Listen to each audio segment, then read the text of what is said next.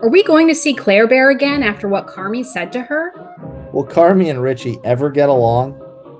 Will Sydney sign the document for her ownership in the restaurant? And will a bad review leave Cicero to shut down the bear? Red and Red Real Reviews heads into the kitchen to devour the highly anticipated third season of FX's The Bear on Hulu. Question: what kind of bear is best? When they say 2% milk, I don't know what the other 98% is. It's a ridiculous question. Who is it you think you see? False. Black bear. Well, that's debatable. You know nothing, don't know. Allergies? Cowardice and weak-willed men. And hazelnuts. Who the hell are you? You know. Boy, have you lost your mind? Because I'll help you find it. I didn't actually sell my last car, I just forgot where I parked it. You have also heard the phrase, "A Lannister always pays his debts." That idea is literally the greatest idea I have ever heard in my life. Randall, look at eye contact. You're gonna be cool, right? Oh, baby, I'm as cool as the other side of the pillow. You feel me? Stop pooping. You all know exactly who I am. Act. Bears eat beets. Woo! That's a brilliant plan, is it? Bears beats Battlestar Galactica. Bears do not. Say my name. That idea is terrible. What is going on? No, you clearly don't know who you're talking to, so let me clue you in. Sexual history. Epic and private. I guarantee you, Toby, I've had it a billion times before. It goes like this. Do you exercise? Yes, love making and woodworking. Margarita, tequila soda, tequila rocks, tequila shot, hotel, sex, room service, shower sack, sewer. It's... Oh my God. Daddy. That's gross. I love it. It's hard to believe we're even the same species.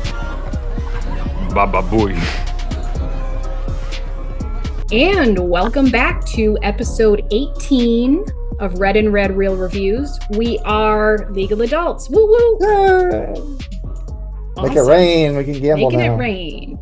And this is kind of a special one because this is the third season of The Bear that we're covering. And we knew it was going to be good, right? We loved this show. I think I was the one that told you about this show. So you watched the first two seasons maybe last summer and you were like, this is great. I knew you would love it. Actually, you didn't, but it was when we were talking about doing our awards show lives. It was every other category was the bear, the bear, the bear, the bear, the bear, the bear, and I'm like, what the heck is this show?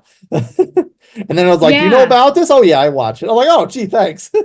yeah. Or maybe I had already watched it and I was like, oh, do you watch it? Because I just assumed since it's about food that you would be really into it. And you were like, oh no, I don't watch that. And I was like, excuse me? Well, the title is a little misleading. You have to know it's about food in order to know it's about food. Yeah. Makes it seem like it's Leonardo DiCaprio on the Revenant, whatever the hell Revenant, yeah. But yeah, we knew it was going to be good. So the first two seasons of the show, fantastic. So I was, however, excited to see where it went this season, just from how it ended in the season 2 finale.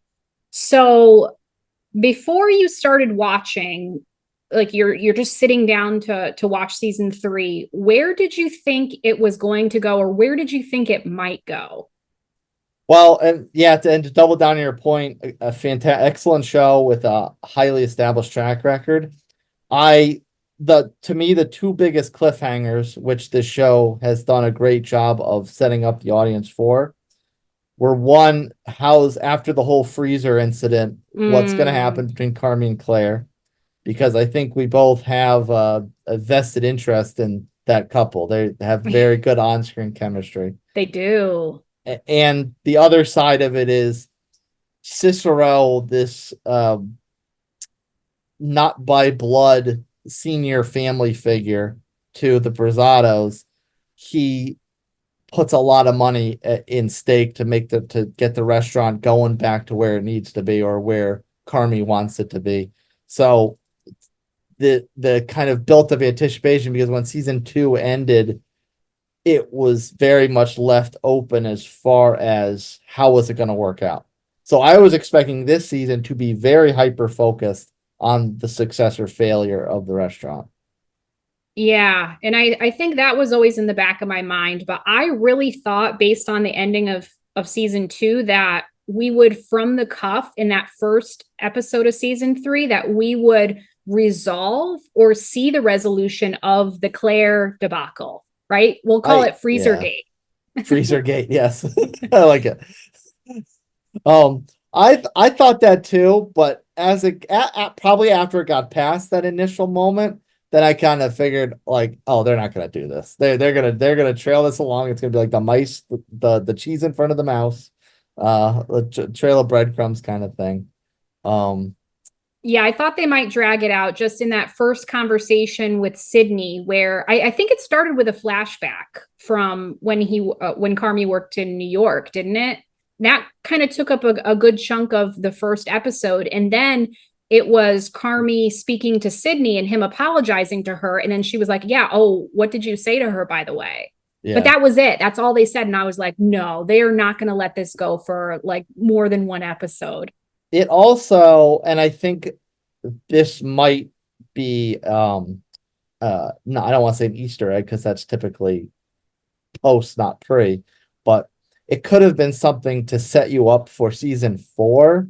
Because towards the end of the episode, which we'll get into later on, there was a moment at the end of the season that resolved a lot of what's going on in Carmy's head. And I think a lot of that is a blocker to why he cannot resolve things with Claire. Yeah, that makes sense. We'll touch on that later. Yeah, I think it is a very linear succession of why Carmy and Claire were not resolved right away. And there even was one scene, I think in the 3rd episode, where it was a very vulnerable scene between them. And at first you think like, oh, they're talking again. And then you kind of realize they're not talking. This is a flashback. You realize, yeah. They gave us a few flashbacks, though. I was grateful for that because they do have great on-screen chemistry, those two. Yeah. So speaking of people on screen, so this season packed a bunch of guest stars into it. We had Josh Hartnett, John Cena, John Mulaney, a bunch of J names. And then, of course, we had repeat visits from Jamie Lee Curtis, who was in previous seasons, Olivia Colman, who also we saw in previous seasons, and Will Poulter. He's that kind of weird but attractive looking British guy. So who were your favorite guest appearances this season? I will say, before going into the specifics, it kind of has a little bit of a feel of Game of Thrones with Ed Sheeran pops up out of nowhere, or The Mandalorian where Bill Burr has a random role. Like, is The Bear like the new It show for random actors and celebrities to come in and make an appearance? Yeah, I think so, because it was, I believe it was nominated for Best Comedy in the award season, which we were like, wait, yeah, why? It doesn't feel like a comedy at all. It's funny, but it's not a comedy, you know? Right. But I think, people latch onto it. If they're asked to do the show, they're probably like, yeah, of course I'm going to do it. Like, I could be a contender for an award, or like, this is an award-winning, fantastic show. Like, of course I'd be a part of it. Yeah. But the funniest one to me, well, I shouldn't say that. The funniest was John Cena, because I find him absolutely hysterical. Since he's kind of merged more into acting than wrestling. But Will Poulter, and I had to look up his name because I recognize his face, but I didn't know the actor's name. I just know him from the We're the Millers movie, and of course the subsequent meme culture that he's always in, where you guys are getting paid. So I'm looking at his face and I'm like, God, that looks like that kid from We're the Millers, but he looks like he's 6'7". Like, that it was We're the Millers that long ago. Did he grow up that fast? And I guess, he had but he had a super glow up, because like in the We're the Millers phase, which by the way, that's like one of my dad's favorite movies. Like, my dad doesn't laugh at much, but he was dying at that movie and he was wanting to see it again. But I mean, that was years ago. So in the past handful of years, Will Poulter really grew up, and people are like, why did I never see that he was attractive? Because he does have his own look. He has a very unique look. No, it's certainly not traditional by any stretch of the imagination. And the other thing I found funny is that even though these were not exactly the new kind of big names, but as far as returning ones, Mhm. I got into Community very late, but I enjoyed that series very much, or at least up until the end when it kind of started to trail off. But Yeah. like through the core of that show, I enjoyed that series very much. Mm. And I always found it funny how both Richie's ex-wife and Carmy's mentor from the French Laundry are both Community alumni. I did not even realize that. I know that actress who played what was her name? Britta Yeah. in Community.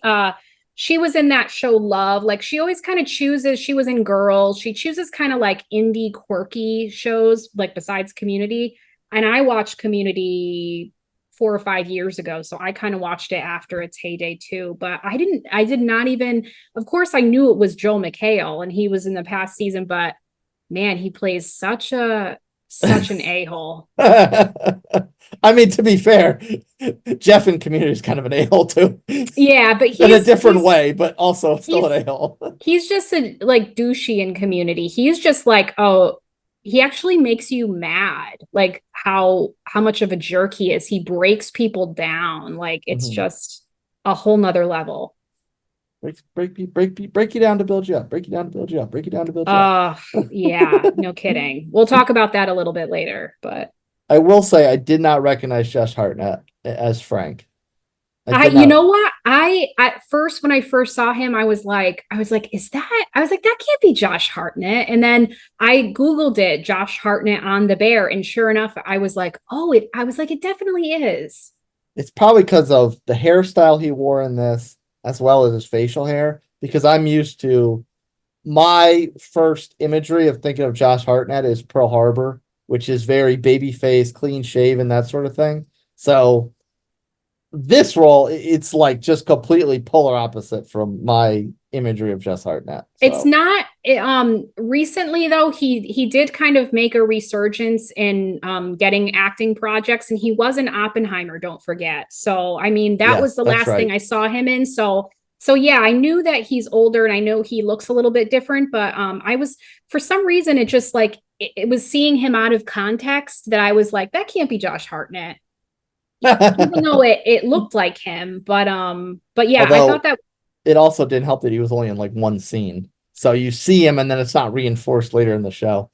Yeah, he really made a drive-by cameo, but that was nice because it set up the scene for Richie to be like intimidated by him and to be like, man, I want to hate this guy, but like I can't. Like I still have feelings for my ex-wife, but like I want to hate this guy so much, but I can't for some reason. And to that point, it sets up the resolution between Richie and Tiff, where he feels comfortable going to their wedding and still being a part of the daughter's life. So it also sets that up as well. Yeah, exactly. And then I guess we can't talk about guest stars without talking about John Cena, because he just stole the show with his weird weird haunting bit. Are you haunting me?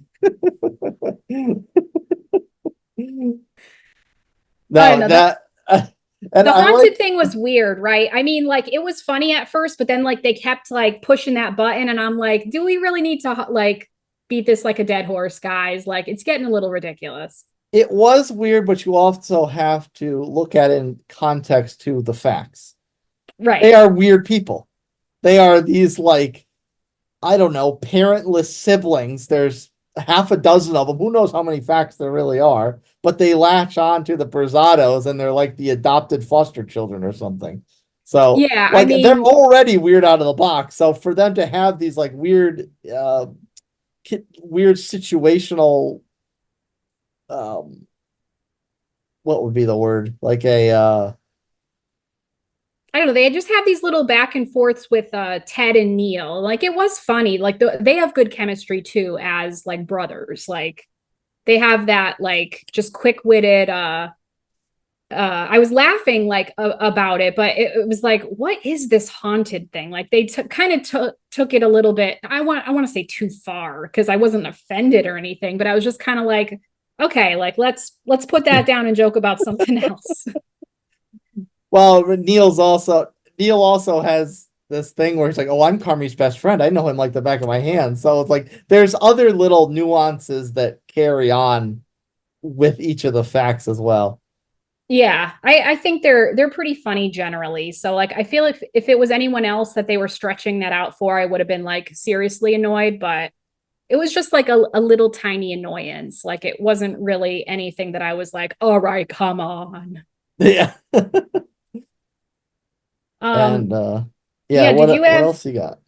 oh, so I mean, I just wanted to mention I did like Will Poulter and Olivia Colman's chef characters. Like I liked that they were brought back for a couple of episodes. I really like the relationship that Chef Terry has as a good mentor to Carmy. And then we'll talk about it a little bit later, but also Jamie Lee Curtis, she was excellent in episode 8. Like Huge episode.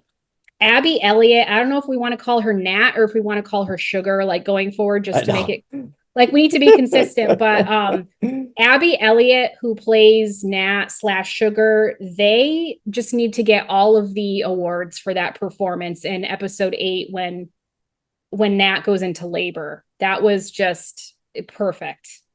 Well, and I think I was going to bring it up later on, but I think this really would be the season for Abby Elliott to win, because last year, Jeremy Allen White took the award, and Sydney, she took an award last year. So, Ayo Edebiri. Yeah, thank you. So also Richie was nominated too. He didn't get it, and I really wish he would have. I hope he's nominated in the future. I mean, again, they all deserve it. Every single member of that cast, they deserve it. Right, but this season I don't think was Richie's season. No, I mean he still had some good, but yeah, there was that whole arc last season where he really was like a changed man, and that was really important. So maybe Abby Elliott will be in the running this season, because this was kind of her time to shine. Absolutely. So kind of going off of that, there were so many scenes that I noticed with 2 characters at a time in this season. So you had those heart-to-heart moments again and again. So what were some of those favorite character duos that you remember from this season? My favorite, and it was really not until the end of the episode, because obviously we talk about, obviously it's the other one, Sugar and Dee Dee in the hospital, but like that was for the entirety of the episode. The other episode that I thought was a real solo focus was when T loses her job, when they tell her backstory. And for the most part, it's just kind of like it's focused on her. It's very heartfelt. If you've ever gone through employment struggles, that kind of resonated with you, and the grind to find something else.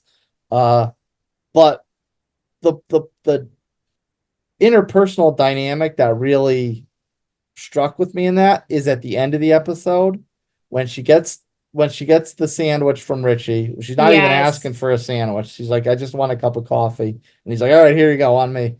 And then for whatever reason, an extra sandwich winds up. And he said, here, take this, because for some reason, Richie has the sixth sense that she's going through a tough time. So he gives her the sandwich. She goes and she breaks down.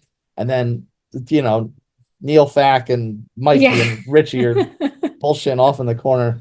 And they all of a sudden they see her crying, like, what are you doing? Stop this woman from crying. What are you doing? So Mikey walks over to comfort her. Yeah. And the building of that relationship, the beginning of the Mikey and T relationship, which I think in an earlier season was hinted at when Carmy came in, and T was very abrasive towards accepting Carmy as the new leader in the clubhouse.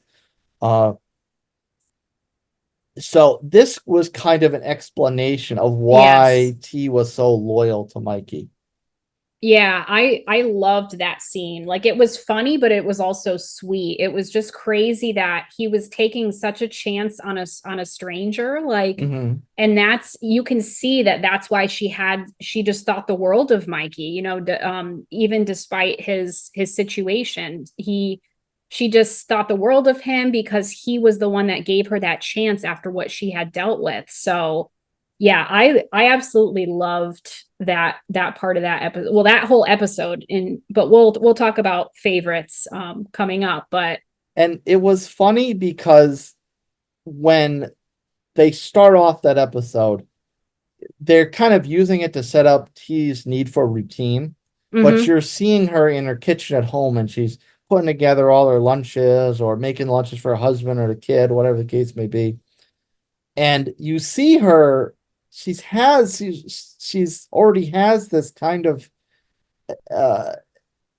adept love for food, even if she's just doing it as a routine for her family.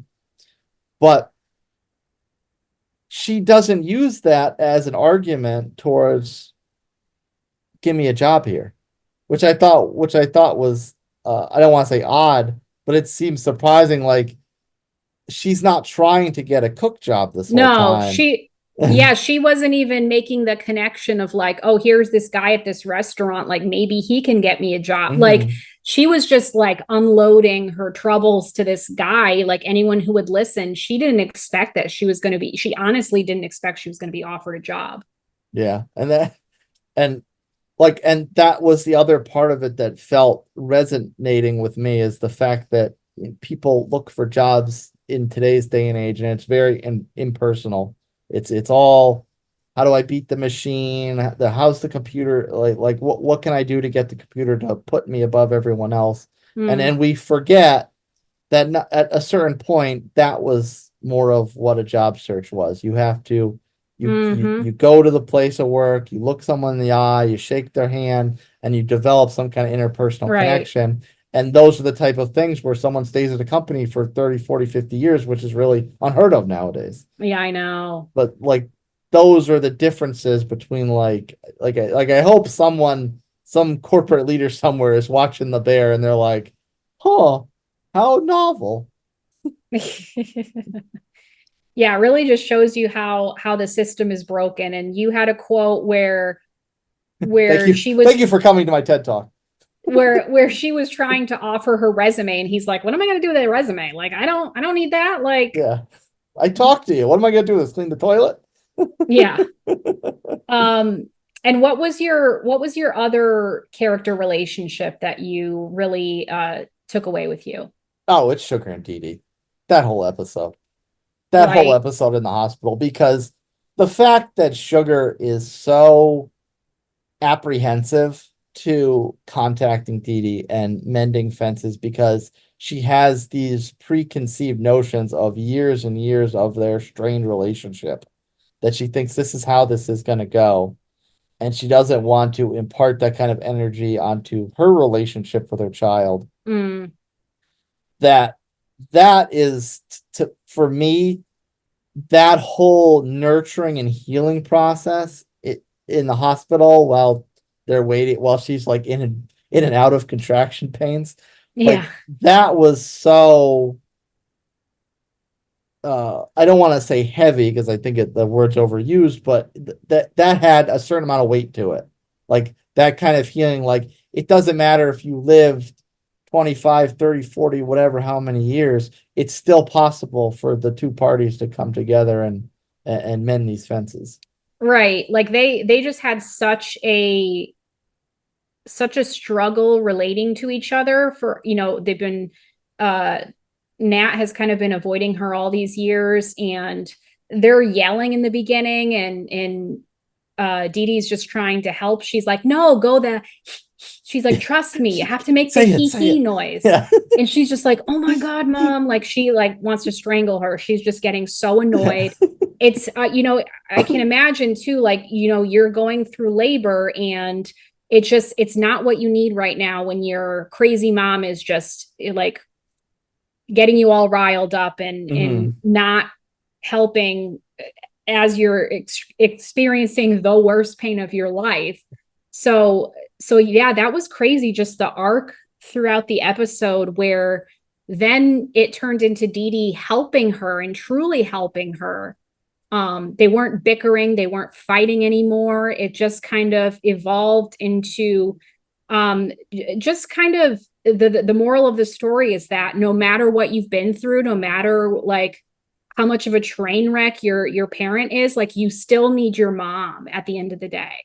Yeah, it evolved into a true epitome of a nurturing parent-child relationship. Yeah.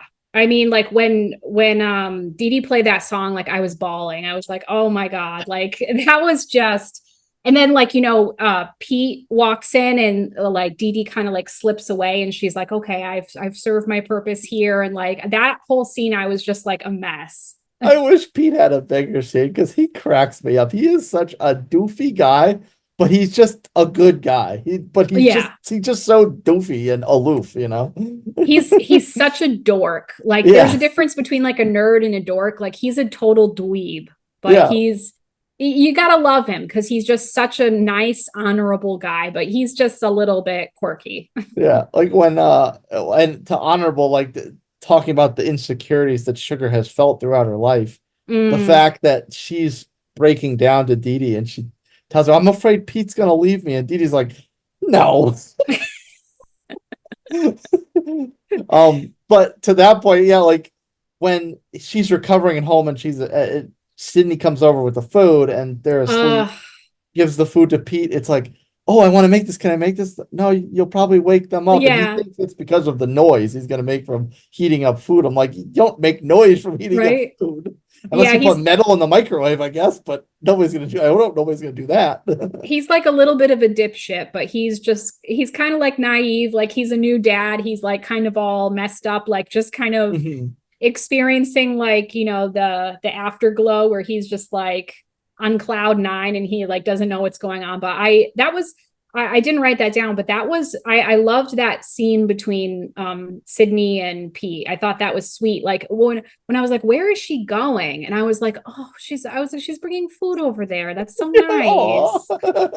And I mean, I couldn't help notice that before this hospital scene, literally there was so many scenes with Sugar and Marcus, Sugar and Tina, Sugar and Richie. I was like, the common factor is Sugar. She's like everyone's mom at the restaurant, So I definitely did note that, but I love her and Richie's relationship. I noted how she has a bond with everyone. I did like the conversation between Sydney and Marcus when his mom died, and they were talking about how Sydney's like, yeah, I always try to make myself late, but I'm still early. She's like, I don't even know how that happens. So that was funny. And then she's like, oh, you don't know that you're a part of the Dead Moms Club now? Like, did you get your membership card? I thought that was sweet how she was kind of trying to cheer him up and when he was going through such a hard time. And then I did like the scene in, I think it was the last episode, the season finale, where Cicero and Carmy were, Cicero brings over his golf clubs and he's like, oh, I'm missing one. Is there any chance it's lodged up your ass? Like kind of bringing attention to what a jerk Carmy has been lately. And they have this whole kind of heart to heart, and they kind of both confess that they feel like Mikey dying was both of their fault. They weren't there. They didn't care as much. They should have done more. So kind of having that bond between them, but then even ending it with Cicero being like, you know what, I've tried to do as much as I can for you. I'm here now, but if this is a bad review, like just telling you, I gotta tap out. Yeah, I think, and I'm glad, even though obviously he's passed, and that's the principal ignition point of the story. I'm glad the Mikey character is going to hang around, if not in a flashback in some kind of third-party way, because I think Mikey is a principal storytelling feature between Cicero and Carmy, between Carmy and Richie. Like yes. I think, and between the two of them, I think that's a lot of why they still have some angst towards each other. So and John Bernthal has knocked the Mikey role out of the park. So yeah, he's fantastic. Yeah.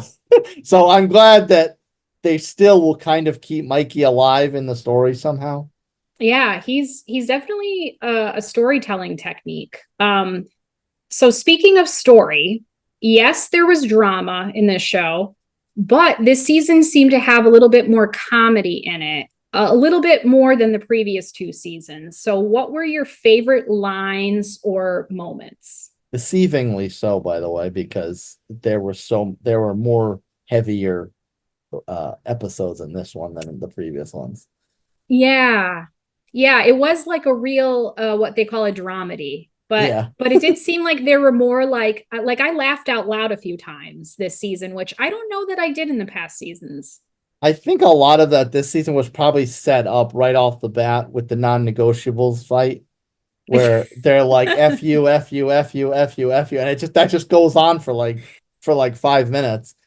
They're like Richie's yelling over here, Sydney's yelling over here, Carmy's yelling over here. I think T jumps in, Sugar jumps in, like everyone's just F you, F you, F you, F you. I was Richie was funny in that part. I was laughing at that scene. And I know you wrote it down in your notes, so I thought I would give this quote as one of mine. So when they're arguing about how much Carmy is spending on these ingredients to make his new menu every day, and Unc says, "Oh, it's 10,000," or I don't remember what the amount was 11,000. Yeah, $11,000 butter for Orwellian butter. He's like, "What is this, dystopian butter?" Yeah. And then Carmy's like, "No, it's from Orwell, Vermont." Like, I thought that was hilarious. 11,000, or it's Orwellian? It's dystopian. Yeah, and then having to do with food ingredients when Sammy, who is John Cena's character, is the only one who can go get a duck for them. Like they look at him and he's like, "What?" And they're like, "Oh, could you get a duck?" And he's like, "Sick. Like you want me to get a duck?" Yeah. And then he says, he goes, "Should I go get a trash bag from Neil?" Like he thinks he's gonna like capture a duck, like not go to some market or some store and buy this like fresh, exquisite meat. He thinks he's gonna like go to a pond and capture a duck, which is hilarious. He's gonna run down to Millennium Park. Yeah. So I thought that was funny. And then what were some of your little quotes that you liked? One of them was kind of at the end of the FU fight, and because it's early in the morning, and there was already a little spat between Sugar and Carmy where he kind of feels like something's weighing on her. And she's like, "Oh, it's not an 8:30 a.m. fight." And so they have the big back and forth, and Richie said something like not directly to Carmen, but just to the room, is like 8:15 a.m. He's a prisoner of his own design because of all the back and forth over the non-negotiables list. And I always love, and I think maybe this was if it wasn't a seed planted in your head from the previous 2 seasons, it was definitely planted in your head this season, maybe even as a refresher, when they flash back to, I guess it must have been post the Christmas party when the car drove into the house, and that was when Carmy flew back to New York, and Sugar and Carmy have this relationship where they want to help each other, but they don't want to accept each other's help or that sort of thing. So they go into Carmy walks into the office to talk about something probably relating to the restaurant. And he goes like, "Did you call Mom?" And she goes like, "Did you call Claire? Do you want to fight about that?" And he's like, no, not at all. And she's like, "Tremendous." And then they just part their separate ways. So it's just like this little passive aggressive, like these two, like we think the Sugar and Dee Dee thing is so serious because it's so exaggerated. But even Carmy and Sugar, like these two cannot work out their issues. Yeah, I mean they're siblings, so like anyone else, they're gonna fight. I'm sure you can't relate, unfortunately, but no, I cannot. I wish I could, but yeah, I mean that's just how you can have each other's back one minute, and then the next minute you're like, "Oh, get out of my face!" Like, like that's just a sibling thing. So yeah, let's dive into a little bit further what we talked about previously. So the Bear has a habit of dedicating certain episodes to characters to give more background or to give them kind of what I call origin stories. Sure. So this season, we saw episode 6 dedicated to Tina's story. That was actually directed by Ayo Edebiri, which I thought it was excellent. So did you have any favorite one episode? Or if you didn't have a favorite episode, was there a favorite character arc you had? So I know I already touched on a little bit with T and Mikey. Yeah. But the undersung one, to me, an undersung relationship in that episode was the initial one with Richie. Like Richie doesn't know this woman from a hole in the wall, but he just because Richie has this, which I feel like is almost ironic a little bit because he's such an abrasive character. Like he puts up the wall and you can't break the wall down. Right. But he's got this sixth sense towards knowing how someone feels. He's a people person, I think. Yeah, which it's funny that someone so abrasive could be that and then be the front of house manager for the restaurant. But I think like I think he actually puts on a tough exterior, but he's a person who's like very sensitive inside. He's actually very emotional. It's just he doesn't want other people to see it. But that being said, I think even though he comes off a little bit tough, he can recognize feelings in other people. Yeah. And to that point, we see that in the start of when Tina is absolutely mad, furious about this interview. She goes downtown. She's all happy. She needs a win, and she goes to the little emo kid at the front desk, and he's like completely disconnected to her. He's like engaged in the computer, whatever the heck he's doing. And she's like, but the job's online. Someone just contacted me yesterday. He's like, nope, job's not there. And she tells him to F off. Yeah. And she's all storming mad. She misses her train. And so she just sees the beef just because it's on the corner. Beef's just there, She's like, I'll just go over here and I'll get a coffee or whatever. And Richie just has that sense that this woman needs a break. So it's like, okay, here's your coffee on me. Don't worry about it. And then the sandwich comes, and then she goes down to eat the sandwich, and all the emotions hit there. So it's not just Mikey and T in that scenario. It's how Richie played a role as well. Right. There's all these little connections. And like I loved that episode because in the previous seasons, I think it's the first season, isn't she like a total jerk to like both Sydney and Carmy? Like she's just like she's really given them a hard time. And I don't know if it's just the first season, but so yeah, you kind of see her in a different light with this episode with her background, because I kind of saw her as sort of a hard ass, where I'm like, like, why is she so mean to everybody? I could see where that was coming from, though. I mean, her and Carmy was not fully realized until now. Right. But her and Sydney, I could understand where that was coming from, because Sydney's someone that went to culinary school, a lot of technical training, high education, that sort of thing. And T is someone that's more blue collar, worked her way up, which obviously found out why here, but like she built herself up to that point, as opposed to Sydney's coming in and all of a sudden she's the sous chef and kind of jump in the food chain a little bit. Yeah, so I guess it was a little bit of animosity, but I did, for whatever reason, see her as a little bit difficult, and I was like, I just wish you could be nicer to all the other characters. Like, you saw her in a more honest light. Yeah, they did though revisit that, because there was a scene in this season where Sydney's plating with some aioli or sauce or something, and she asks T if she wants to try, and T is very not welcoming, but she's very receptive to learning the technique and trying out what Sydney's doing. Yeah, she wants to learn, but there are a few moments where she's, with everything else going on, she's like, you could tell she wants to learn, but she's also like frazzled and she's like nervous. And Sydney's like, okay, it's okay, you can do this, or just try again, or like, she's kind of trying to be a little bit more with the help of Sydney, kind of trying to rise up the ranks and help in the kitchen a little bit more. I mean, how can you not be frazzled and nervous when fire duck? No, fire it again. Fire Wagyu. Wagyu's late. I know when Carmy's turning into his mentor, but more on that in the next topic. But yeah, I loved the Tina episode. I think that's, obviously it could relate to her looking for a job. And I love the whole scene with Mikey, and I loved that whole episode, but the character arc, I think I just love, I have a soft spot in my heart for Richie. So I just, Yeah.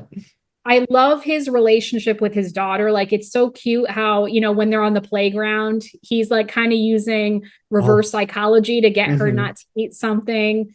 And like, he has just a way of dealing with her that's so honest and so nice. And then just sitting there having that conversation with Tiff where she's like, you know what, like, I don't care if you're uncomfortable, like, I need you there, like, you're still my family. And just he's a good guy. Like, he's been through a lot. He has his flaws, of course, but he's trying to make himself a better person, and he's just trying to be there for his daughter. So I had to admire his little arc this season of trying to, let go of his ex-wife and move on for his daughter and all of that. Yeah, he's someone that's been beaten down enough by life that he's not used to when life gives him something good. Yes. So, and in my own life, I can relate to that at times as well. Yeah. Any other favorite character arcs or favorite episodes? I thought they're not, it's never specifically addressed, but they're like overarching arcs throughout. Is one, what Sydney's going to do with this partnership agreement, because this was a big deal at the end of, I guess it was at the end of season 2. Yeah. When Carmy says, we're going to be full partners, you're going to have an ownership stake, yada, yada, yada. And then, of course, Carmy being Carmy, wanting to have control over the menu like he does, Sydney is very, very hesitant about this throughout. And Carmy asked her again, hey, did you sign it yet? Sugar asked Sydney again, hey, did you sign it yet? I think right before she goes to get the dreaded Seafolds and her water breaks, she actually says, Sydney, just sign the contract. So everyone's getting upset that this thing's not signed yet because it was something that they thought she wanted, and obviously it's a big opportunity to have an ownership stake in the restaurant. But it's just something that never gets resolved all the way up until the end. And then, of course, the big one, obviously, that we already touched on that's overarching is Claire and Carmy. It's just something that, like, everyone else in the story can see what it is and that they should be together, except for the two primary parties. Right. Yeah. And it was cute when Neil and Ted go to the hospital, when they were like, oh, like, do you think he's gonna be happy with this? Or they're in the car and I'm like, no, I'm like, they're not doing what I think they're doing. And then, but it was so funny that, they go in there and she's just like, I love you guys, but like, can you not, like, this is my job. Yeah. Like, keep your voice down. Like, I love you guys. Come on. She's just like trying to deal with them. But yeah, that was nice and sweet that they decided to do that. But it was also like, okay, like, just stay out of it, probably. The facts are maybe the facts are maybe Pete without a filter, because they are very aloof and just kind of dance to the tune of their own horn in their own right as well. And they just kind of have this altruistic sense about them, even though they're kind of screw ups. I think, though, at the end of the day, they mean well, right? And that's the same thing with Pete. They all mean well. Like, there's no ill intentions behind what they're trying to do. They're not trying to talk to her to cause a rift and to make things worse. Like, they genuinely want to make things better. But yeah, there is like some naivete or something going on there with the two of them, Tweedledee and Tweedledum. Yes. So getting to a little bit more of a negative topic, I guess it's a corporate topic for both of us who have been through corporate environments. Maybe we haven't worked in a restaurant and dealt with someone like Joel McHale, but we've dealt with leadership or people who are like him. So throughout the season, it seemed like there was quite a focus on leadership and mentors and how good or bad ones can make or break your worldview. So, we really saw how Joel McHale as Chef David, how he was impacting Carmy, years after. And then we saw a little bit how Olivia Colman as Chef Terry was a great mentor for Carmy. And then we saw the beginning of Mikey taking a chance on Tina, sort of becoming a little bit of a mentor figure, I would say. So what did you think of that moment where Carmy was finally able to tell this leader to his face what he really thought of him? It was interesting because he had the wind taken out of his sails a little bit. I think he had envisioned like all these past transgressions built up in his head, weighing on his soul. He had this moment built up, like he was gonna go and he was really gonna give this guy read this guy the riot act, and then he walked up and he couldn't think of anything else to say but F off. Yeah, and then the way Chef David came back at him and spoke like, listen, you were an average chef when you came to me, and I did, and you wanted to be great. You wanted to be excellent. I made you that. Like it gives you the impression that it was just a very extreme, very exaggerated, tough love approach. And it was interesting because it made Carmy look like this softest Charmin type of character that he can't handle this tough love, even though we know his kitchen demeanor, and he's screaming and yelling, and he's, it's like, no, the Wagyu's late. No, you have to fire the duck again. Like we know what Carmy's like in the kitchen, so we know he's tough, and we know he's hard on himself. I mean, he's passes up his absolute soulmate to make sure a piece of ahi tuna is perfectly plated with, apricot aioli or some nonsense. So like we know he's a tough, hard exterior, but like his reaction or lack thereof to Chef David's retort at him made him look a little soft. So I was kind of like, wow, Carmy really like came in all brass balls and really got shrank back to minuscule level. And I think, I mean, I thought like he definitely had like tears in his eyes as he was talking to him. And I was like, is he going to full out cry in front of this guy? Because that's just going to make things worse. But, you feel for him. Like he had a very emotional response to it. But because, Joel McHale or Chef David, his response was just to keep being a jerk. Like he just wasn't going to give a little bit to Carmy. So he was almost gaslighting him, being like, oh, well, that's not what I was doing. Like, I was trying to help you be a better chef. Like, all I was doing was helping you be a better chef. Like, you were great because of me, weren't you? Like, so because he had that response, like, I don't know that when Carmy walked away, he probably didn't really feel any better because, he was sort of defeated. So when he did walk away, excuse me, I'm gonna go take a piss now. When he did walk away and Carmy breaks down, I had the opposite interpretation of his tears. Like I thought his tears were because that sense of relief from knowing why he was doing it. Maybe like, because that's because you can agree, disagree, right, wrong, or indifferent. That is a motivational tactic, and it's a very extreme motivational tactic, albeit.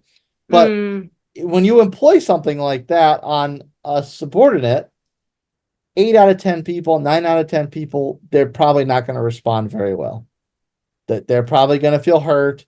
They're probably going to feel defeated. They're probably going to stick their tail between their legs and walk away. But your 1 or 2 people that don't do that are going to take it, internalize it, and we can have our arguments of whether or not that's healthy or not. Right. But they're going to take that, and if they're motivated to accomplish the goal, they're not going to let that stop them from getting to the end point. So yeah, we certainly can split hairs about the validity of those sort of motivational tactics, but it is a motivational tactic. Yeah, and I mean, I guess Carmy had to do it for himself, and I mean, it was rare sort of that he was given the opportunity to confront a former boss, like that, who was just impacted his life in a negative way and was a complete jerk to him. Like, I mean, I can't imagine, like, I think we all kind of have at least one person in our life who was shitty to us, you know, in a job or gaslit us or kind of broke us down. And like, can you imagine confronting, like being able to confront that person? Like, I don't know that I would be able to do it, like even like half as much as Carmy did. Like, I mean, I would be crying, like I would be upset. And I mean, so I guess I can relate in that it's just a wild thing to be able to confront someone who's been that way to you. Yes, and I can relate to that, and also add to it that the confrontation part of it is very much a timing thing. Because at a certain point, you're butting up against a wall of someone that either directly or indirectly mistreats you in that type of superior subordinate relationship. Maybe they intend to, maybe they don't, maybe it's a useful idiot thing to them, maybe it's a strategic tactic. We don't know, but eventually you do get to a point where you've done that for long enough, and at some point you just kind of you may just stop caring, and it's like, all right, it's like, how much does what's on the other side of that wall matter to you? And if it doesn't matter that much, then it's like, just keep pumping out the gears until you don't have to pump out the gears anymore and you're free of it. So there is a certain amount, and it could be a situation where that confrontation moment does not come 4 years later, like Carmy and Chef David. I mean, at this point, he's finished culinary school. He's out of the French Laundry. He's gone through Chef Terry's restaurant. He went back to New York. He came back. You had the whole Mikey angle. He's rebuilt this restaurant from sloppy, greasy spoon to upscale, fancy dining. So, like, there's a lot that's happened between those transgressions with he and Chef David to that confrontational moment. So, there's also a big difference in, would you confront that person when you're in the heat of the moment versus does that opportunity present itself years later after you've had hindsight as a benefit and that sort of thing. Yeah, and they do show Carmy, like they show like not flashbacks, but they show like the thoughts going through his head where like he's saying refire, and he's saying all the things that Chef David said to him to Sydney and to everyone else in the kitchen. So I think he's self-aware about the fact that he's repeating the pattern of the shitty things that were done to him. So maybe it's what he needed. And I do think that, you know, after he kind of collects himself and he goes away and he kind of has that conversation with Chef Terry, he is very calm. He's not so wired or emotional. Like, you can see that he's kind of calmed down a little bit, kind of gotten over the fact that, okay, this guy is like, I'm going to confront him. And this guy's response is just to be an a-hole to me again, you know. I think he's it's kind of given him a little bit peace, you know, as you mentioned, it might be the thing that leaves it open for a reconciliation or an explanation to Claire of like, look, the reason I was so doubtful or the reason I was acting this way was because I was dealing with the impact of this a-hole boss I had years ago. Yeah, and that's the way I think there's a high likelihood it'll play out that way, because I do think he's free of this now. I just wanted to throw in that initial point where he says, Carmy says, like, don't stop thinking of you. And he responds, I think about you too much. And Chef David says, I don't think about you at all. That gave me like Mad Men vibes. Oh, really? Yeah. Because Don Draper has a very famous comment, similar comment to that. So who does he almost say to that the point where it's plagiarism. Who does he say that to? Oh, just some random person in the elevator. Oh. Yeah. Yeah. It's like meme lore. That was like, that was just cold. Like, that was like breakup language, or like, yes. You know what I mean? Yeah. It was sad, but yeah. So what are your predictions for season 4, knowing all of what we talked about and what happened in that last episode? I don't really know what's going to happen.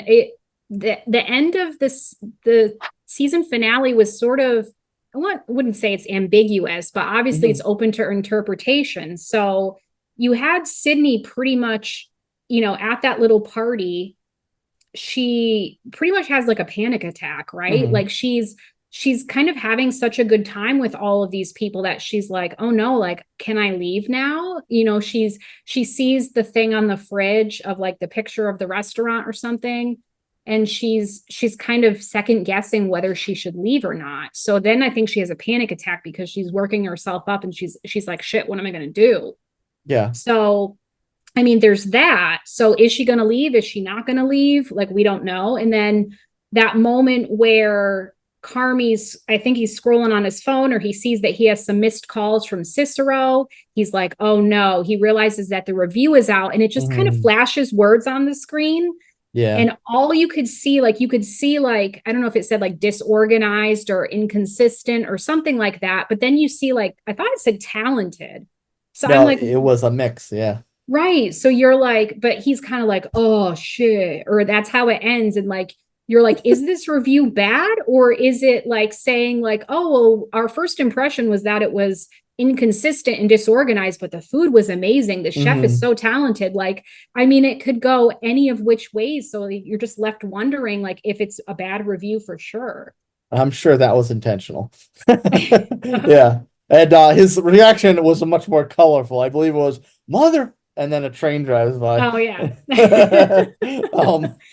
But yeah, those are definitely the two primary things to pick up from as it going forward. And that one is the one that intrigues me, because to me, that will ensure the future of the show, because obviously the show's centered around the restaurant. Like, if the restaurant goes under or Cicero pulls funding, like the writing has to go in a completely different direction, like so a rebuild arc or something like that, a reconstruction arc or something of that nature. So, but like the Sydney thing, it's almost like how much do you love the chaos? Interesting. You know what I mean? Yeah. Because there's certainly certain industries in the world that are very, very chaotic, and I'm sure restaurateuring and cooking, culinary are firmly in that category. And so she's got to decide, is this something she loves enough to deal with this extremely talented partner who's maybe a little bit of a micromanager, maybe a little bit of a control freak, but his talent is beyond world of belief, versus having a little bit more peace. Like, and maybe she takes Shapiro's offer, but she's not challenged. Her talents don't rise to the level they could. You know what I mean? Right. So. Yeah. It's sort of a toss up. Like, and there are people who love chaos and crave chaos. So maybe she realizes that's her and she can't leave, Yeah. Or maybe, as you mentioned, you said, it could go a couple ways. Like maybe Cicero pulls his funding. If that were the case, maybe they have to buckle down and figure out how they're going to pay for things. And then, finally Carmy says, okay, guys, okay, we don't have to do a new menu every day. We're going to save money on ingredients. Like maybe that brings, a season 4 where they're trying to buckle down and save money or try creative ways of problem solving, or, I don't know what it is, but, maybe Sydney sticks around for that chaos. Maybe she doesn't. Yeah. Yeah. That, and it goes without saying, the acting in this series is so superb, especially in the fact that this is a 30-minute format show. They cram a lot in, but it never feels rushed. No. And you still have things left unresolved that the audience is longing for. You still have Claire and Carmy's relationship. You still have this Sydney angle. Now you got this possible drama with the review. You've still got Carmy and Richie's dynamic, which I don't think is resolved, because like the last real moment between the two of them is this very symbolic image of the two of them on either sides of the partition. They're just staring at each other. And ironically enough, Richie is the one that turns his back first.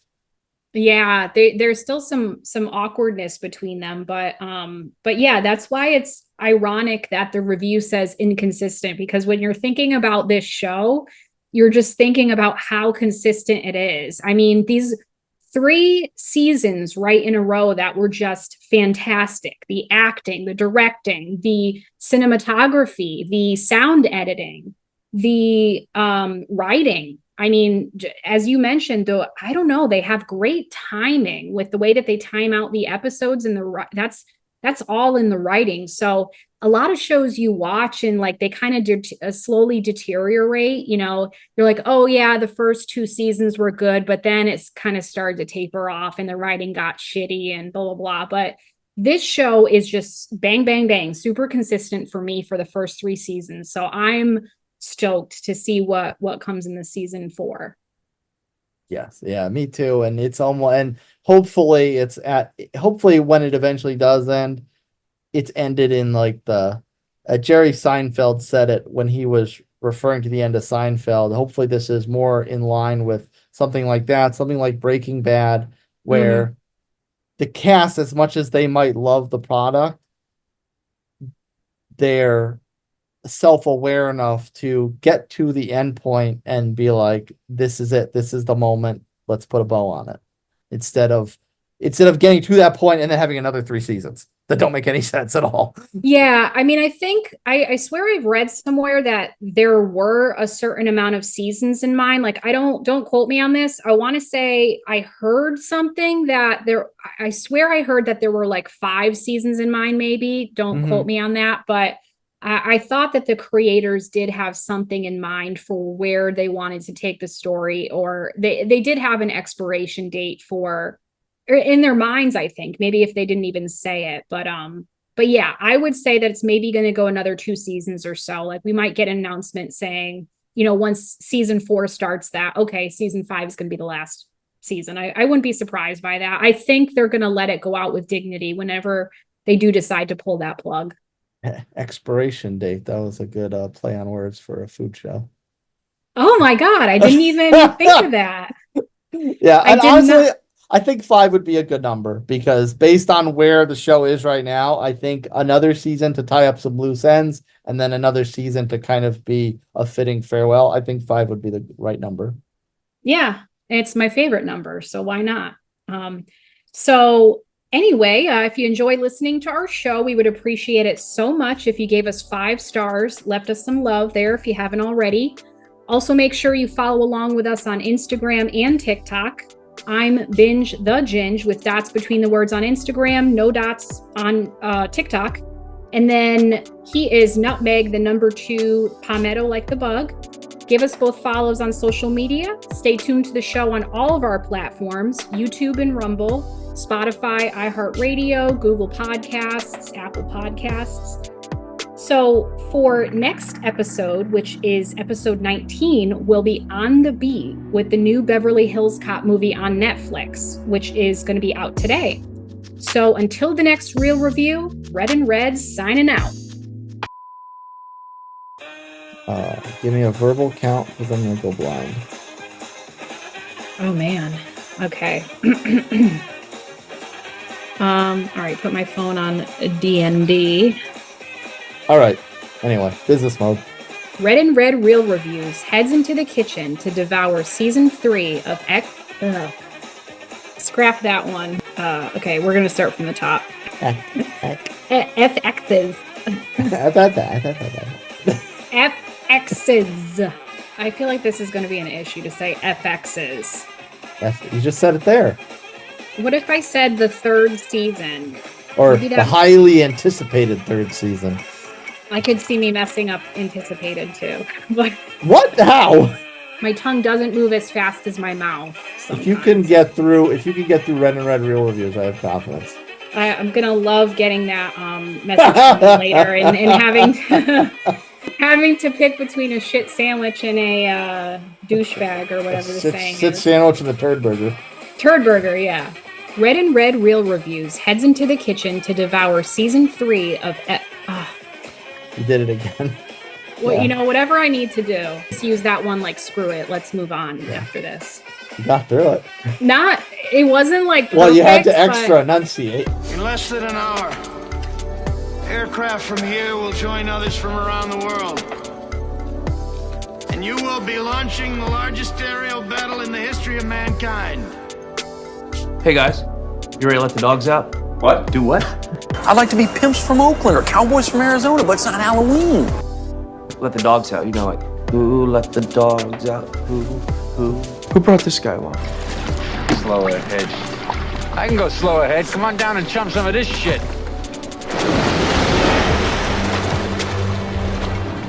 Grow up, Peter Pan. Count Chocula. Never, ever marks the spot. One more thing. Do me a favor. Don't go chasing waterfalls. You did. You crazy son of a bitch, you did. Mankind, that word should have new meaning for all of us today. We can't be consumed by our petty differences anymore.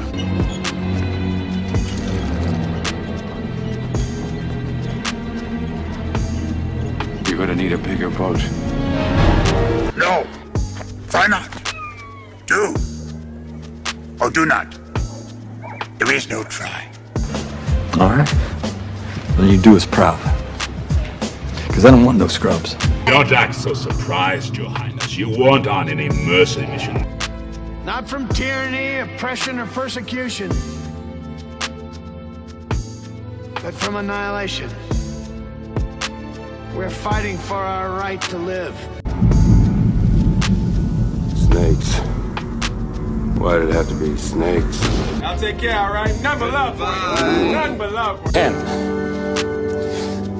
10. X marks the spot. Have any clue what's about to happen to him? Oh, not a chance in hell. Good night.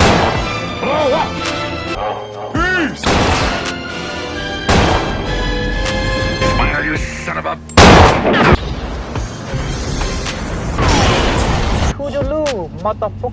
Hey, Ain't too proud to beg. Come on. What? It's not funny anymore. I don't know what you're talking about. I'm not trying to TLC references. Still, nothing. I swear to you. But as the day when the world declared in one voice, we will not go quietly into the night, we will not vanish without a fight, we're going to live on. We're going to survive. Today, we celebrate our Independence Day.